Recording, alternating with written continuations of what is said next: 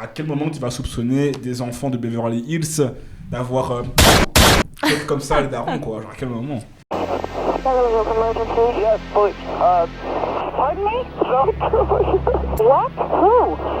Are they still there? Yeah. The people... No. What happened? I have a hysterical person on. We're trying to... He came home and found 2 shots. You know what? They're still in the house. The people that did the shooting. Get away from him! Okay. Who is the person that was shot? My mom and my dad. Your mom and dad? My mom and my dad. Okay, hold on a second. I don't know. I came home and I found them. My mom and my dad. Quand on voit un peu le background des parents, on peut un peu plus comprendre genre pourquoi est-ce que ces 2 gosses de merde étaient vraiment des gosses de merde pour le coup. Et quand on a vu la série et qu'on voit un peu à quel point ces 2-là sont des psychopathes... Ok, c'est un meurtre qui a été commis, mais tout ce qu'ils ont subi, Ouais. je peux comprendre que ça les ait amenés à ça. That was great.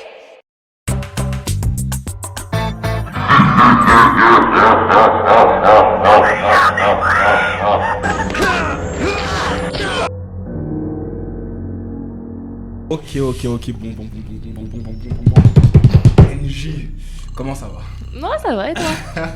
En vrai, NJ, genre, à chaque fois, ça va en mode... Il y a pas un jour où ça va pas pour toi ou quoi, genre... C'est un peu comme tout le monde, quoi. Écoute, pas les jeudis, parce que jeudi c'est podcast, du coup je suis contente. Je suis de bonne humeur, donc ouais, non.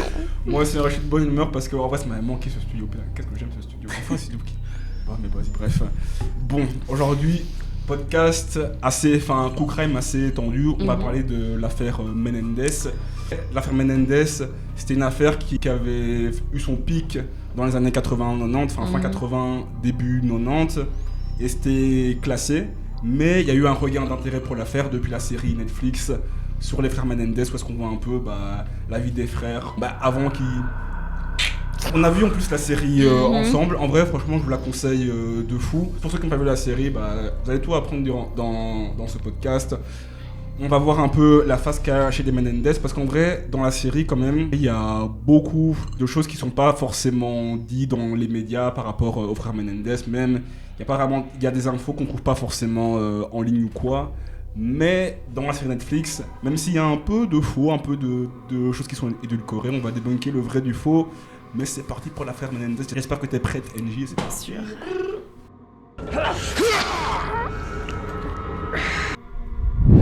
José Menendez, né à Cuba en 1944, et déjà là, c'est un homme ambitieux qui a quitté son pays natal après la révolution castriste pour commencer une nouvelle vie aux États-Unis.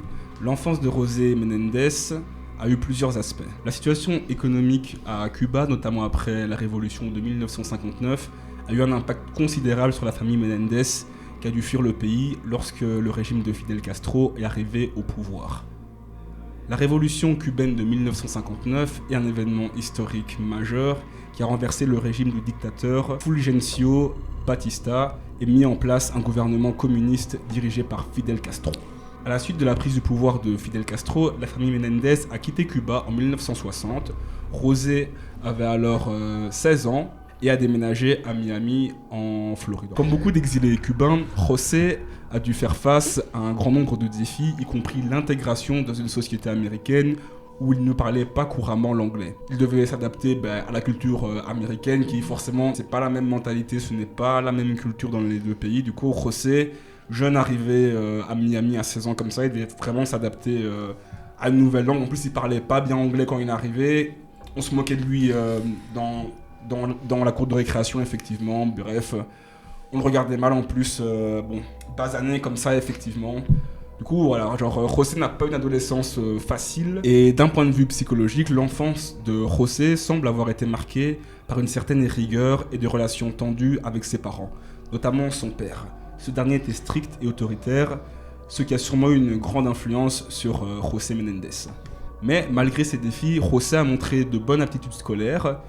Il a intégré l'université de Miami où il a poursuivi des études dans le domaine de l'administration et de la gestion.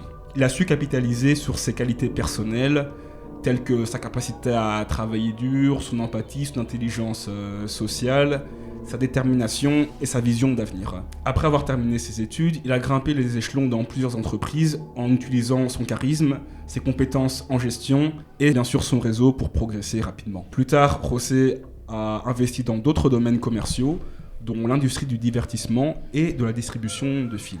Tout au long de sa carrière, José était profondément motivé par la quête de succès matériel. Cette obsession de la richesse et du statut social a été un moteur dans sa vie. Il a souvent été décrit comme un homme rigide, exigeant, que ce soit dans sa carrière ou bien encore dans sa vie familiale. Et en parlant de sa vie familiale, maintenant il est temps, Angie, de parler de la femme de M. Menendez, Kitty Menendez, ou devrais-je dire Marie-Louise Kitty. Elle a eu une enfance différente de celle de José. Elle venait d'une famille de classe moyenne assez aisée, d'origine allemande et très catholique, et elle a grandi à Long Island, dans l'état de New York. Alors Long Island, franchement, si vous avez... Là, c'est vraiment le coin, pour ceux qui ont les thunes, déjà que New York, c'est déjà assez riche comme ça, mais si vous habitez à Long Island, là, franchement, c'est que vous avez quand même des sous. Du coup, oui, Kitty, quand même, depuis petit, sa famille, ils ont des sous. Mais c'est pas pour autant que la vie était tout rose pour Kitty Menendez. Sa famille était vraiment stricte, surtout concernant la religion, quoi. Kitty a ensuite poursuivi ses études dans une école de commerce à New York, mais n'a pas suivi une carrière aussi ambitieuse que celle de José. Ce n'était pas une femme de carrière ambitieuse, mais plutôt une femme qui mettait sa famille en priorité. Bon, c'était un peu les standards aussi à l'époque. Ouais. Vous voyez un peu le schéma, la femme au foyer, l'homme américain qui va au travail, etc., avec sa petite famille de 3 enfants. Bref, c'était vraiment la famille américaine parfaite, quoi. Dans ce modèle-là, on était en plein dans ce cliché-là, en plein dans ce modèle-là, quoi. En plus de religion catholique. Catholique comme ça, ouais, clairement.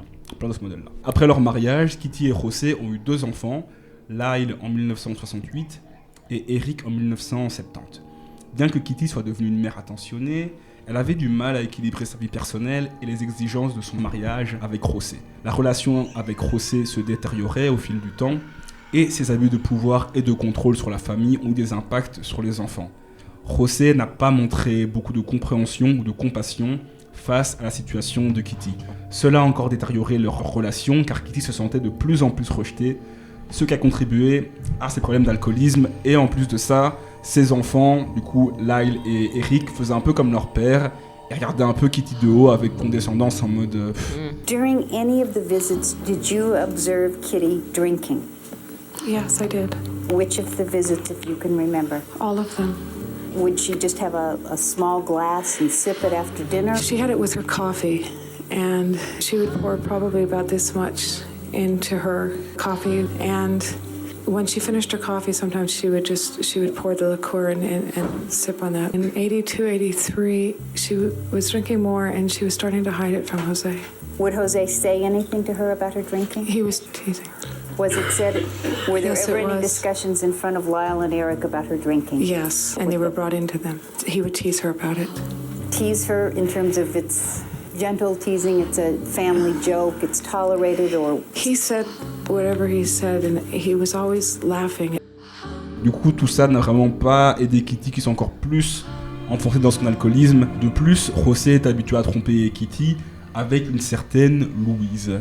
Ils partaient ensemble en vacances, il lui payait des cadeaux, jusqu'à ce qu'il avoue tout à Kitty. Enfin, je veux dire, jusqu'à ce que Kitty crame que José avait une certaine maîtresse qui était nommée Louise. José, cependant, arrête ses conneries en 1981 et dit à Kitty, bon, c'est bon, j'arrête les conneries, maintenant c'est rien que nous deux, et hop, on y va, et c'est parti de la musica. Et elle, bien sûr, elle est ouhou. Bien sûr, elle est en mode, yeah. Enfin, c'est mon tour. Madame, t'es mariée depuis 20 ans. Lyle et Eric fréquentaient des écoles privées et prestigieuses adaptées aux enfants issus de familles riches de Beverly Hills. Voilà un peu dans quel cadre ont grandi les frères Menendez NJ. Et quand on a vu la série et qu'on voit un peu à quel point ces deux-là sont des psychopathes, quand on voit un peu le background des parents, on peut un peu plus comprendre genre pourquoi est-ce que ces deux gosses de merde étaient vraiment des gosses de merde pour le coup. Ça pour dire qu'il faut vraiment faire attention à comment on éduque nos enfants, par pitié. Faites gaffe à l'éducation de vos putains d'enfants. Surtout ne pas reproduire les schémas qui vous ont fait du mal, quoi. Non, enfin, tu sais ce que t'as subi, tu refais pas ça. Par pitié. Et bon, après, je pense que ils essayent d'atténuer. Ouais, mais... j'essaye, mais je pense qu'à la fin, genre, ça finit par les rattraper un peu, je sais pas pourquoi. Mais... Allez, c'est qu'ils ont pas été en paix avec cette histoire. Ouais, non, ils ont pas été en paix, non. Ouais. Soignez-vous.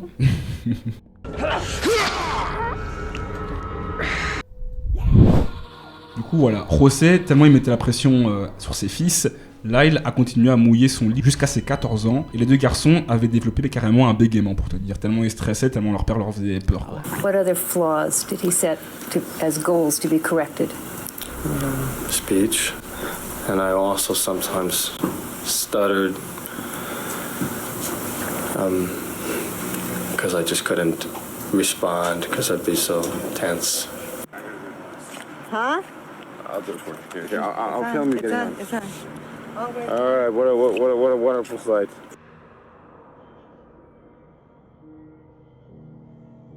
And what would he say when you stuttered? How would he handle that? To make fun of it. What would he say? He'd just stutter back. And sometimes he would send me in a room so I'd come back when I could talk.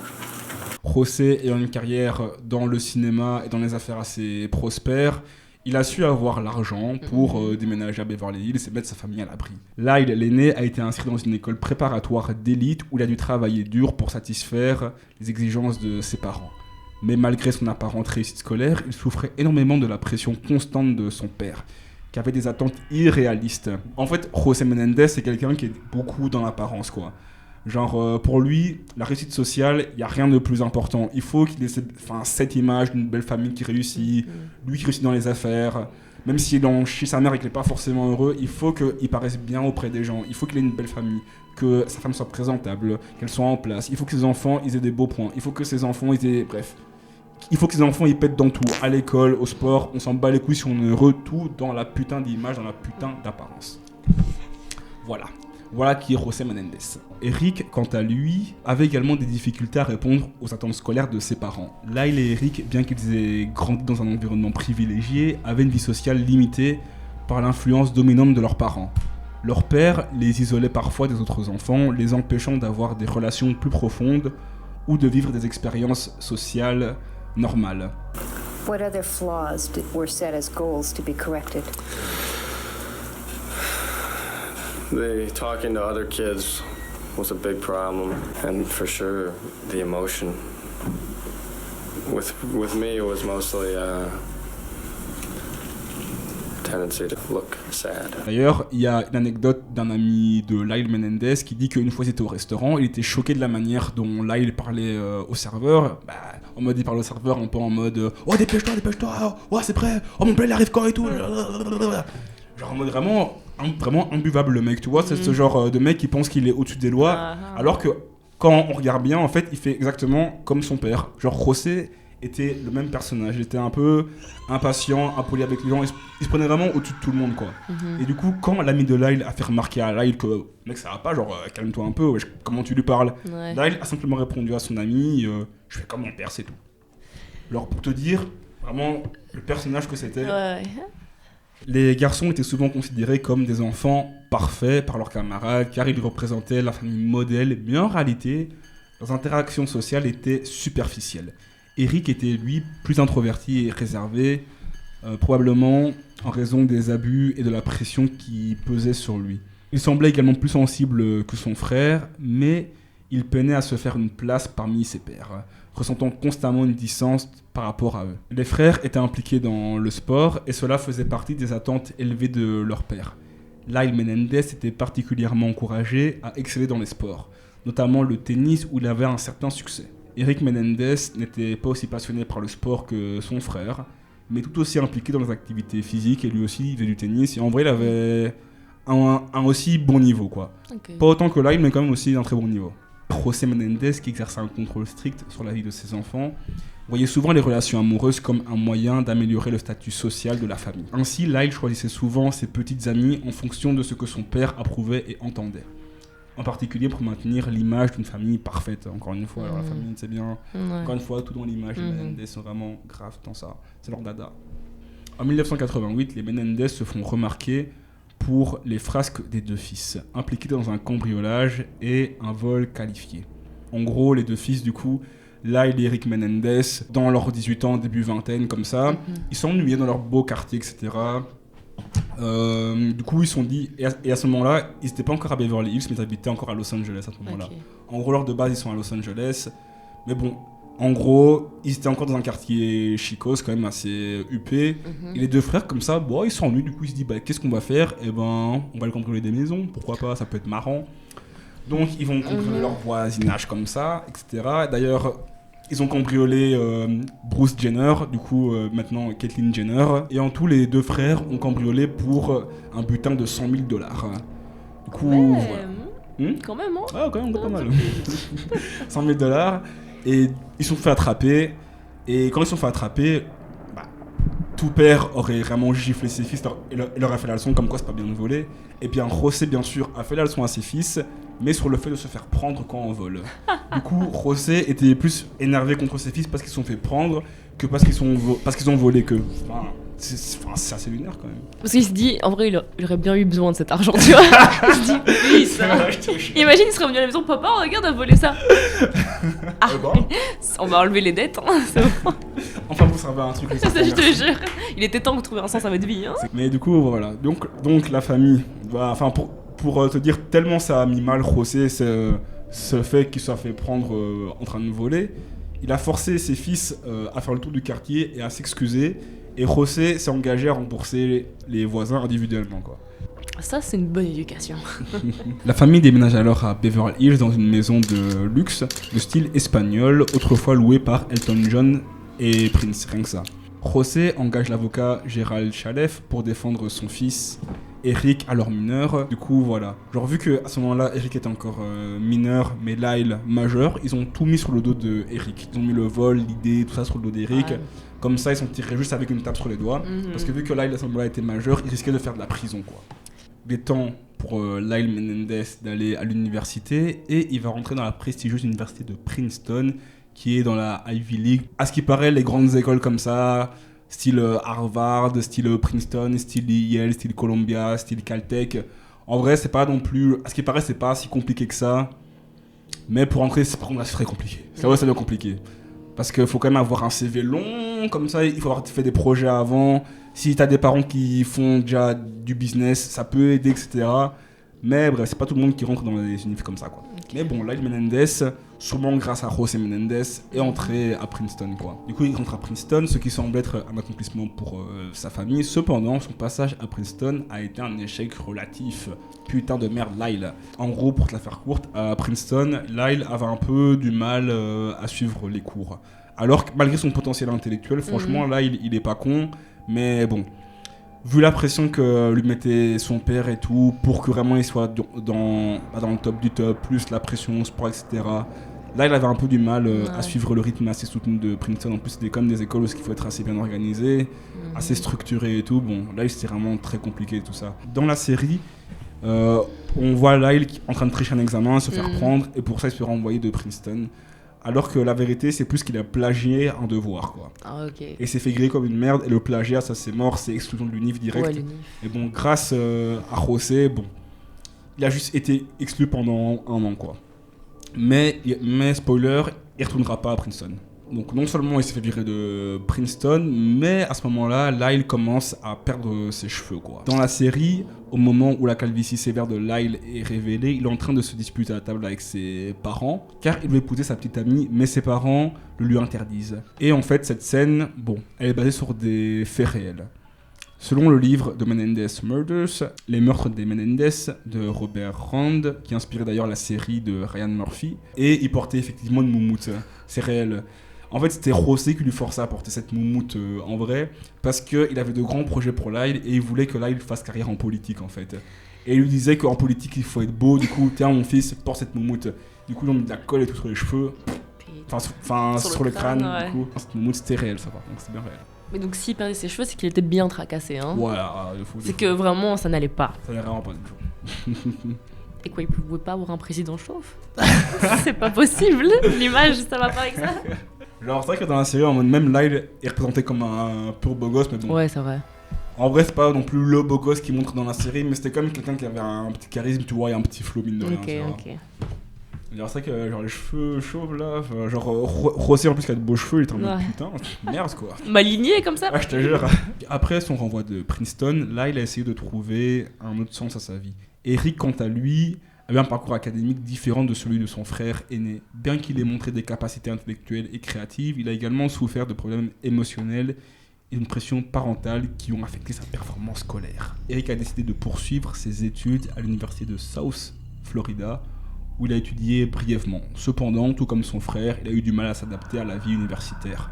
Il semble être perdu, n'ayant pas trouvé un domaine d'études qui lui convenait. Les relations familiales instables et la pression de son père pour qu'il choisisse une carrière professionnelle plus traditionnelle ont contribué à sa déconnexion académique.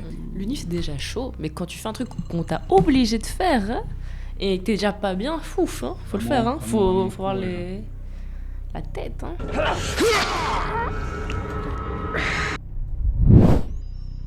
Les 2 enfants ont échoué lamentablement à l'université, mais ce n'est pas grave, ils rentrent chez leurs parents. En plus des frustrations émotionnelles et des attentes familiales, les frères ont commencé à se sentir de plus en plus désillusionnés et piégés dans leur situation. Lyle et Eric ont également commencé à se rendre compte que leur relation avec leurs parents était de plus en plus toxique et déséquilibrée. Ils se sentaient incapables de trouver un moyen de s'évader de ce cercle vicieux. De plus, leur monde privilégié leur est tombé sur la tête lorsque José a décidé de déshériter ses 2 fils suite à de nombreuses conneries. Oui, du coup, bon, le vol, comme je t'ai dit, chez leur voisin riche, franchement, c'est qu'une petite partie des conneries des frères Menendez.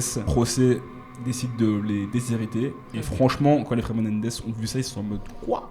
Du coup, on n'a plus d'argent, on n'aura plus de sous, mais comment est-ce qu'on fait, nous ? Travailler ? Nous, travailler ? Non !» Pour vous dire, Eric Menendez n'a jamais travaillé. Là, il avait un travail comme livreur de pizza, après s'être fait virer de l'université, mais ça n'a pas duré longtemps. Ça a duré quelques jours, après, là, il en a eu marre. Du coup, eux, travailler pour faire leur argent, ça va pas ou quoi ? Mais là aussi, ils ont connu que ça. Comment tu veux qu'ils aillent après travailler, souffrir et... Ouais. Alors qu'ils sont dans le confort depuis, non ? Et c'est pour ça que le 10 août 1989, Lyle, âgé de 21 ans, et Eric, âgé de 18 ans, se rendent dans plusieurs magasins d'armes à feu en Caroline du Sud pour acheter 2 armes de poing.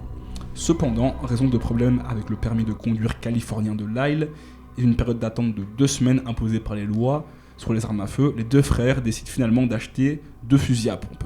Et pour acheter leurs armes, Eric a utilisé le permis de conduire de Donovan Gourdeau, un ami de Lyle. Du coup, en gros, pour acheter ton arme de poing, ça met du temps, etc. Genre, il y a toute une procédure, mais par contre, des fusils à pompe, ça va, genre, c'est plus simple. Ok, États-Unis, bah. Des lois, là aussi, qu'en surface. Ça, c'est faux. C'est le pays de l'apparence aussi. Donc là, c'est le 18 août 1989, et dans la soirée du dimanche 20 août 1989, José Menendez, âgé de 45 ans, et Kitty Menendez, âgé de 47 ans, regardent la télévision dans le salon de leur villa au 722 North Elm Drive à Beverly Hills. Lorsque Lyle et Eric Menendez rentrent dans la pièce et commencent à tirer à plusieurs reprises sur eux. José reçoit 6 balles, dont le coup fatal est une balle tirée à bout portant à l'arrière de la tête.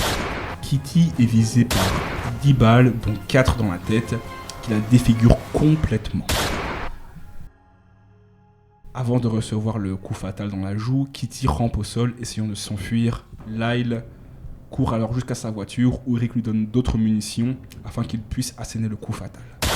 Tout de suite après le double meurtre, Lyle et Eric ramassent toutes les douilles, puis restent sur place durant plusieurs minutes, s'attendant à ce que la police débarque en raison des coups de feu. Ils décident ensuite de se changer, car leurs vêtements sont tachés de sang, puis cachent les 2 fusils à pompe quelque part sur le bas-côté de Mulholland Drive.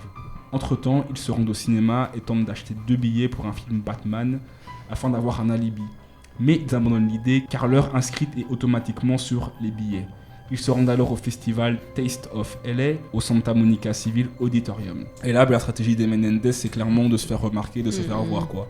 Genre, là, ils veulent juste se créer un alibi solide pour quand la police va arriver. Et ils font tout ça en espérant que la police est déjà arrivée sur place, quoi. Lorsqu'ils retournent à la villa de leurs parents, ils constatent que la police n'est toujours pas sur place. Lyle appelle alors le 911. Et dans une des performances qui mérite un Oscar Hollywood, franchement, il affirme avoir trouvé les corps sans vie de ses parents. Vraiment, il est au téléphone et tout, il pleure, etc. Oh, mes parents sont morts, quelqu'un les a tués. Vraiment une performance d'une des plus grands acteurs. Alors, Yes, please. Pardon me? What? Who? Are they still there? The people... Oh, no. What happened? I have a hysterical person on. We're trying to... You came home and found 2 shots. Mom and Dad. You know what? They're still in the house. The people that did the shooting. Get away from them. Okay. Hey, who is the person that was shot? My mom and my dad. Your mom and dad? My mom and my dad. Okay, hold on a second. I don't know.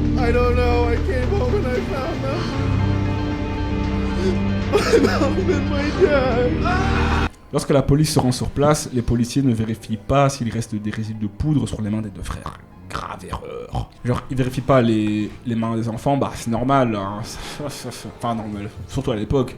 Genre, c'est 2 enfants privilégiés, blancs, leur père c'est quelqu'un, genre, à quel moment tu vas soupçonner des enfants de Beverly Hills d'avoir comme ça les darons, quoi, genre à quel moment? Genre ça va pas ou quoi? Genre, non, attention, c'est Lyle Menendez, ne touchez pas les gars. Alors qu'encore une fois, si ça avait été le drogué du coin, le noir du coin ou l'arabe du coin, franchement directement menotté, genre pas de question, genre hop, juste underground. Juste comme ça. Les enquêteurs pensent dans un premier temps qu'il s'agit d'un crime organisé puisque les assaillants ont également tiré dans les genoux des victimes. Les armes à feu qui ont servi à tuer José et Kitty Menendez n'ont jamais été retrouvées. Les policiers présents sur le lieu du crime décrivent la scène comme étant la plus violente à laquelle ils aient jamais assisté en raison de la grande quantité de sang et des morceaux de cerveau éparpillés un peu partout jusqu'au plafond. Ouais, hein, vraiment le fusil à pompe ça fait des dégâts. Genre de base les fusils à pompe c'est pour le gibier, hein. Pouah. Imagine prendre tes parents pour du gibier pour te dire vraiment la distance émotionnelle qu'il y avait entre les enfants et leurs parents.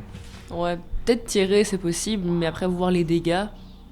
Je te jure. Et continuer à tirer et dire je veux l'achever. Ah, c'est chaud, hein.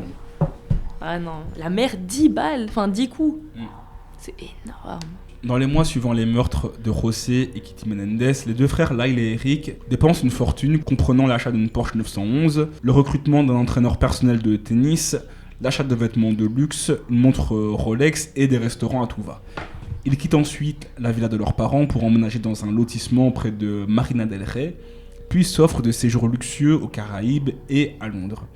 Ils dépensent au total une somme s'élevant à $700,000, ce qui éveille les soupçons des policiers. Ouais, les frères sont pas très fut-fut, ouais. Mais toi, genre vraiment des enfants privilégiés encore une fois, genre en mode ils butent leurs parents comme ça, ils pensent à quoi directement? Tout flamber, s'amuser comme ça, genre même pas de remords ou quoi, non, juste bon, s'amuser, on l'a fait. Ouais, c'est ça.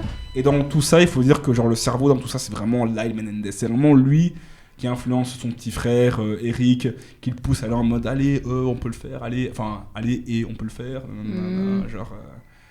Et puis bon, Eric, assez influençable, assez timide, et voyant son frère comme un modèle, il le suit aveuglément, quoi. Par contre, dans la série, on n'a pas l'impression que c'est vraiment Lyle qui tire les ficelles, je trouve. Tu trouves? Ouais. Enfin, je trouve qu'on essaye de montrer ça, mais qu'on voit quand même qu'Eric... C'est un taré. Ouais. Et qu'en fait, il le suit parce qu'il a bien envie de le suivre. Craig Signorelli, le meilleur ami d'Eric, dévoile aux enquêteurs qu'Eric lui avouait avoir assassiné ses parents 12 jours après les faits.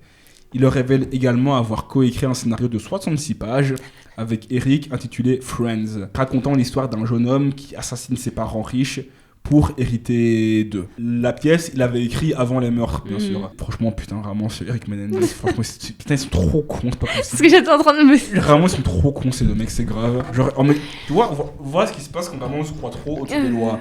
Genre, c'est bien en mode t'es riche et tout, tu vois, bon, t'es beau gosse et tout. Mais quand vraiment tu perds pied avec la terre, alors frère, t'es juste trop con. Genre, redescends sur terre et voilà. Genre. Ils sont juste cons. Il a juste fait des aveux en fait, clairement. Vraiment, j'ai pas les mots. Afin d'obtenir des aveux, les policiers équipent Craig d'un micro lors d'un déjeuner avec Eric. Cependant, lorsque Craig demande à Eric s'il a récemment assassiné ses parents, Eric revient sur ses propos et nie absolument tout en bloc. Là, il a eu enfin un éclair de lucidité, il s'est dit rongé par la culpabilité, Eric finit par tout relater à son psychothérapeute Jérôme Oziel, qui à son tour en fait part à sa maîtresse, Julia Lone Smith. Le docteur Oziel commence alors à enregistrer toutes les séances avec les frères Menendez. Il met les enregistrements en lieu sûr pour se protéger d'éventuels projets meurtriers des 2 frères Menendez à son encontre. Alors comment tu gardes ça pour toi? C'est mort, genre. Et comment tu gardes le calme, toi? Et de continuer à faire des séances et des séances. Bah, je pense qu'il se dit vraiment que si genre je change ou quoi, ce mec-là a tué ses parents, Vraiment, il peut me buter. Moi, j'aurais dit, je dois aller aux toilettes. J'aurais couru comme ça au poste de police. Il est dans mon bureau. Il a tué ses parents. Vraiment, je sors pas du poste de police. La série Netflix, par rapport à ça, est restée assez fidèle à la réalité. Surtout par rapport au Dr Oziel, effectivement, genre, Eric s'est bien confié à son psychologue. Genre, dans la série, d'ailleurs, c'est assez bien mis en scène. Pour l'histoire, c'était nécessaire que Dr Oziel prévienne sa maîtresse parce que c'est elle qui va aller voir la police.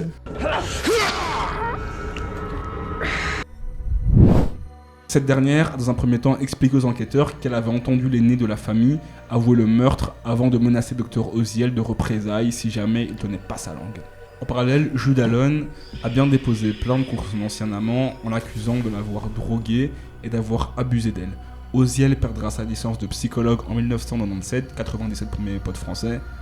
Depuis, elle est revenue une nouvelle fois sur son témoignage et affirme de manière certaine avoir entendu Lyle confesser sur son crime.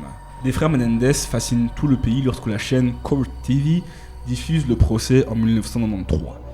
Eric est défendu par l'avocat Leslie Abramson et Lyle par sa jeune consoeur Jill Lansing. Le mobile du crime est au cœur des débats. Les deux frères justifient le double meurtre par des abus physiques et psychologiques et sexuels subis de leurs parents.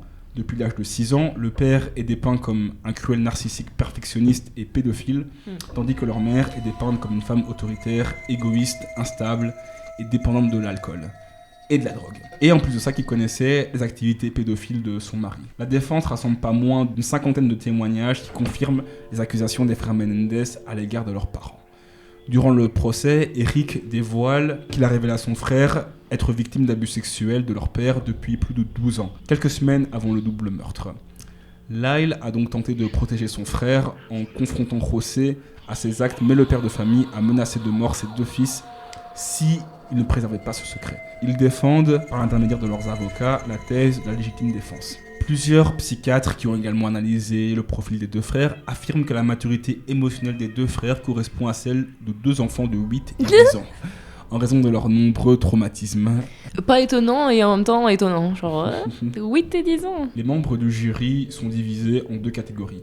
Les femmes penchent en faveur d'un homicide volontaire avec circonstances atténuantes. Du coup, ça veut dire que les raisons du meurtre, bon, on peut les comprendre. Du coup, bon, ça mérite pas non plus la peine maximale. Tandis que les hommes, ils voient un assassinat. Donc là, avec circonstances très aggravantes. Là, vraiment, c'est grave. Là, il faut vraiment les foutre en taule toute leur vie, quoi. C'est très grave. C'est dingue comme on voit l'homme et la femme, genre dans les émotions et tout ça, et l'homme. Vraiment foutre. Vraiment aucune compassion. Après, genre, là, et Eric, ils ont quand même des têtes de bons garçons, tu vois, aussi. Ouais, et puis c'est peut-être des mamans, tu vois. Mais après, genre, franchement, je pense que c'est clairement leur tête de bons petits garçons. Ouais. Franchement, genre, ouais, clairement, sûrement. Genre, moi, si genre, ça avait été les baraquis du coin, franchement, sans pitié. C'est vrai que ça joue, hein, l'apparence. Ça joue beaucoup, l'apparence, abusé. Après plus d'1 mois de délibération, le jury n'arrive pas à s'entendre sur un verdict. Le procès est donc annulé en janvier 1994. Près de 2 ans après l'annulation du premier procès, un deuxième s'ouvre en octobre 95, suivi d'un terrible bad buzz. En effet, la vie publique s'est altérée lorsqu'une dénommée Norma Novelli publie un ouvrage baptisé « Journal intime de Lyle Menendez », dans ses propres mots, qui rassemble tous les échanges téléphoniques enregistrés avec Lyle dans lesquels il se dit prêt à pleurer de fausses larmes lors de son second procès afin de gagner la compassion du jury. Ça aussi dans la série, on s'est montré et ça aussi c'est très vrai, oui. Lyle, vraiment... Ah, quel con. Cogno, vraiment cogno. Bien que Lyle affirme que Norma l'a enregistré à son insu et qu'il n'a jamais voulu publier un livre, le jeune homme n'est plus autorisé à témoigner lors de son procès. Puis, Jill Lansing, du coup l'avocate de Lyle, refuse de le représenter à nouveau. Vraiment, il s'est dit, il est trop con, lui, ça. Moi, je me casse de là, c'est bon. Je peux plus rien faire, ça y est. Hein. Par la suite, Jamie Pisarcik, l'ex-fiancé de Lyle, affirme que ce dernier aurait tenté de le convaincre de faire de faux aveux de témoignage lors du premier procès. Mais elle aurait refusé, c'est aussi dans la série, validé aussi, c'est vrai. Il aurait proposé ensuite une grosse somme d'argent pour qu'elle déclare avoir été victime d'avance à connotation sexuelle de la part de José Menendez. On découvre ensuite que Lyle aurait également demandé à son ami Brian Eslamina de faire un faux témoignage lors du procès. Les policiers auraient trouvé une lettre de 7 pages dans laquelle il décrit la manière dont il souhaiterait que son ami témoigne. Le juge ne s'attarde pas sur les accusations d'abus sexuels des frères Menendez à l'encontre de leurs parents et ne rassemble pas à la barre la 50aine de témoignages allant dans ce sens. Cependant, il autorise le jury à reconnaître des circonstances atténuantes concernant le meurtre de José Menendez, mais pas celui de Kitty Menendez. En mars 96-96, il ne reste plus que 2 options au jury. Voter pour la peine de mort ou la perpétuité. À l'unanimité, les jurys votent pour la deuxième option, du coup la perpétuité. Le 2 juillet 1996-96, les 2 frères sont condamnés à la perpétuité sans libération conditionnelle. Très vite après leur condamnation à perpétuité, le département de services correctionnels et de la réhabilitation de Californie décide de séparer les 2 frères et de les envoyer dans 2 prisons différentes. Puisqu'ils sont considérés comme des détenus à sécurité maximale, ils sont séparés des autres prisonniers. Lyle est alors détenu à la prison d'état de Mole Creek, tandis que Eric est détenu à la prison d'état de Folsom. Entre 1998, 98 et 2005, les frères Menendez épuisent tous leurs droits d'appel et signent même une habeas corpus qui stipule qu'en gros toute personne arrêtée a le droit de savoir pourquoi elle est arrêtée et de quoi elle est accusée. Ensuite, elle peut être libérée sous caution, puis amenée dans les jours qui suivent devant un juge. Mais en vain. En mai 2023, les 2 frères font de nouveaux appels, après avoir découvert que leur père aurait abusé sexuellement de Roy Rossello, un membre du boys band Menudo. En effet, le 18 avril 2023, lors d'un documentaire diffusé dans l'émission Today, Roy Rossello révèle avoir été drogué puis violé par José Menendez alors qu'il est âgé de 14 ans. La police se trouve ensuite en possession d'une lettre d'Eric écrite en 98, quelques mois avant le double meurtre, dans laquelle il révèle à son cousin Andy Cano que les abus sont toujours d'actualité. En février 2018, Lyle est transféré dans l'établissement correctionnel Richard J. Donovan à San Diego, dans lequel Eric est incarné depuis 2013. Donc les 2 frères sont à nouveau réunis ensemble. Parce que aussi d'ailleurs ça avait fait les gros titres, je me rappelle. Mais voilà. Détenus séparément pendant plus de 22 ans, les 2 frères se retrouvent le 4 avril 2018 lorsque Eric est transféré dans la même unité que Lyle. Ouais, parce que du coup ils sont dans la même prison, pas forcément dans la même unité. Mais 2018. Des retrouvailles. En 2018, les 2 frères créent une réforme pénitentiaire baptisée Green Space Project qui aspire à rendre les conditions de vie meilleures en prison en peignant les murs avec des couleurs vives ou encore en plantant des arbres. En 2023, Eric obtient un diplôme universitaire en sciences comportementales et sociales via l'Université de Californie à Irvine, qui propose un programme universitaire pour les détenus de l'établissement correctionnel Richard J. Donovan. Il donne également des cours de méditation ainsi que des cours d'expression orale. Il est également devenu artiste peintre. Lyle, de son côté, crée en 2016 l'association Adverse Childhood Experience and Rehabilitation pour toute personne ayant été victime d'abus en tout genre durant l'enfance. En juin 2024, il obtient également un diplôme universitaire en sociologie via l'Université de Californie à Irvine. En 2020, durant la pandémie Covid-19, l'affaire Menendez refait surface sur les réseaux sociaux grâce à la génération Z qui s'intéresse au cas Menendez. Touchés par l'histoire des 2 frères, les internautes apportent leur soutien en faisant de nombreux montages sur TikTok avec les images du procès, ainsi qu'en signant des pétitions en ligne sur change.org. En 2024, les 2 frères reçoivent même les soutiens de Kim Kardashian, Rosie O'Donnell, Cooper Koch ou encore Gypsy Rose Blanchard que je ne connais pas. Le 3 octobre 2024, le procureur George Gascon annonce qu'il examine activement l'habeas corpus des 2 frères. Lyle et Eric seront entendus le mardi 26 novembre 2024, avec possibilité d'une libération. Les 2 frères sont représentés par le célèbre avocat américain Mark Geragos.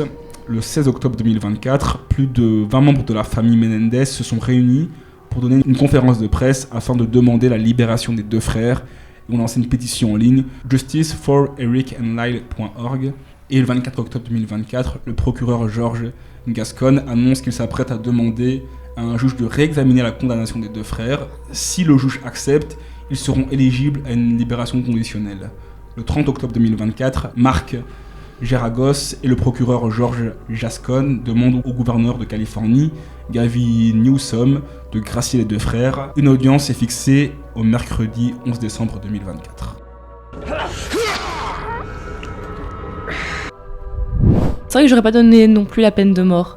Parce que vu que s'il y a peut-être eu des abus, tu vois, ok, c'est un meurtre qui a été commis, mais tout ce qu'ils ont subi, je peux comprendre que ça les ait amenés à ça. Ouais. D'une telle cruauté, non, mais le cheminement, oui. C'est vrai, moi aussi, en vrai, je t'avoue, dans un sens, je je peux comprendre aussi que effectivement, tu vois, que quand tu baignes dans cet environnement toxique, etc., en plus, ils voient leur père, etc., mal agir, aller. Quand genre, tu sais que leur père les engueule parce qu'ils se sont fait prendre en train de voler, alors que c'est quand même 100 000 balles. C'est ça. Même pas la leçon. En mode, tu peux imaginer à quel point, genre, ça se passe à la maison comme si c'était torturé. Par contre, je trouve que le fait, tu vois, que genre le procès, il regagne de l'intérêt. Bon, bien sûr, c'est grâce à la série Netflix. Franchement, Netflix ont fait les travaux pour eux.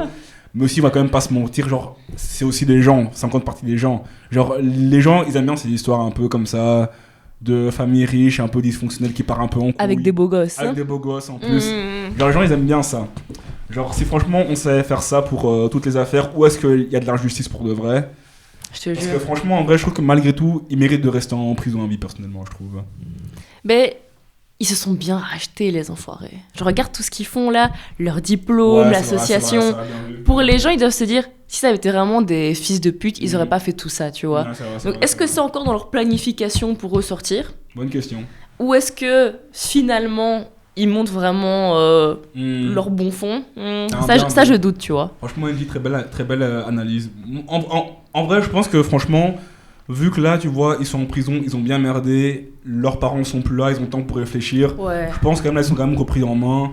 Et leurs vraies capacités sont quand même ressorties, quoi. Ouais, oui. Parce que genre, José, il poussait Lyle pour qu'il fasse de la politique, etc., tu vois. Pour finir, il obtient son diplôme en sociologie, Eric en comportement social. C'est vrai que genre, en vrai, de base, ils sont pas cons. Genre, juste la pression que leur mettait leurs parents, etc., tu vois. Genre, ouais, en vrai, je pense que franchement, ce qu'on peut retenir de la famille Menendez, c'est que franchement, il faut pas négliger l'éducation qu'on met sur ses enfants. Genre, même pas un petit peu. Genre, franchement, ça sert à rien d'être trop contrôlant, que l'enfant a besoin de faire ses expériences, mais toujours le mettre dans le droit chemin, quoi. Ça, je pense, c'est franchement ce que peut nous apprendre la famille Menendez, les cas Menendez. Mais écoutez, on doit que le se casser, on ne va pas plus déblatérer. Mais vous, par contre, vous pouvez déblatérer en commentaire, insulter en commentaire, dites tout vous pensez en commentaire, juste mettez des putains de commentaires, même une lettre, mettez des commentaires. Ouais, on répondra en plus. On répondra, vraiment, on répond à tout. Bon, Corsaverse.